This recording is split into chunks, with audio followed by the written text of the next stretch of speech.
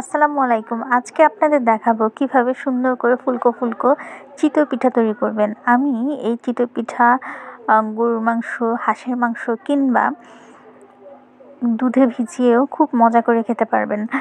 আর পিঠা fuller একটা tricks আপনাদের সাথে শেয়ার করি। যখন দেখবেন যে পিঠাটা কোনো রকমই ফুলানো যাচ্ছে না, তখন হালকা একটু খাবার সোডা ওই যে পিঠার গোলাটা আছে সেটার মধ্যে দিবেন। দেখবেন পিঠাটা খুব সুন্দর ফুলবে। প্রথম তাওয়ার পিঠা না ফুললেও তৃতীয় তাওয়ার পিঠা প্রচণ্ড পরিমাণে ফুলে।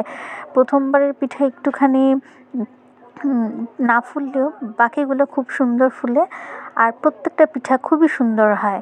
আর দুধে ভিজানোর জন্য আমার মনে হয় দুধটা প্রথমে খুব সুন্দর করে চিনি দিয়ে, এলাচ, দারচিনি, তেজপাতা দিয়ে জাল দিয়ে তারপরে এক সাইডে রেখে দিবেন ঢাকনা দিয়ে ঢেকে। আর পিঠাগুলো তৈরি করবেন আর একটা একটা করে ওই গরম যে দুধটা আছে ওটার মধ্যে দিতে থাকবেন। তাহলেই দেখবেন পিঠাটা খুব সুন্দর ভিজবে। আমাদের এখানে এভাবেই তৈরি করে, আর সাথে একটু নারিকেল দিলে আরও পিঠার স্বাদ দ্বিগুণ হয়ে যায়। চিতই পিঠা বানানোর ক্ষেত্রে পিঠার গোলাটা সবথেকে ভালো হলেই পিঠাটা খুব সুন্দর ফুলে। পিঠার গোলাটা যখন ভালো হবে তখন দেখবেন আপনাদের পিঠা অটোমেটিকলি খুব সুন্দর হবে। আর দুধে ভিজানোর জন্য তো বললামই যে দুধটা আগে থেকে জাল দিয়ে চুলার পাশে রেখে দিবেন ঢাকনা দিয়ে ঢেকে। আর তারপর আস্তে আস্তে একটা করে পিঠা বানাবেন আর ওই দুধের ভিতরে দিবেন।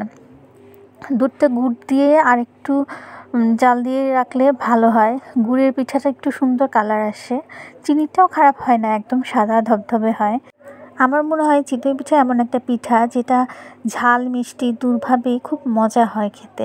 আর শীতকালে মচমচে চিতই পিঠার তো তুলনাই নেই, খুবই মজাদার একটা পিঠা। এই পিঠাটা আসলে যখন তখন যে কেউ যে কোনোভাবেই বানাতে পারবে। আপনারা চালের গুঁড়াটা ডিপে রাখবেন। ডিপে রাখলে চালের গুঁড়া কখনো নষ্ট হয় না, আর যে কোনো সময় বানানোর সময় পিঠা বানালে ওই পিঠাটা খুব সুন্দর হয়। আর আতপ চাল দিয়ে বানানোর চেষ্টা করবেন, তাহলে পিঠাটা খুব সুন্দর মচমচে হবে। আর সিদ্ধ চাল না মেশানোই ভালো। আমার কাছে তো নরম ক্যাতক্যাতা পিঠা ভালো লাগে না, আমার একটু মচমচে হবে, ভিতরটা নরম হবে আর বাইরেটা মচমচে হবে, এটাই ভালো লাগে।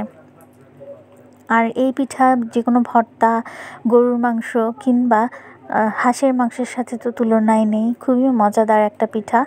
এই পিঠা অবশ্যই আপনারা বানিয়ে খেয়ে দেখবেন, আর আমার ট্রিক্স এবং টিপসগুলো ফলো করবেন, তাহলে দেখবেন খুবই মজাদার এবং ফুলকো ফুলকো পিঠা হবে ইনশাল্লাহ।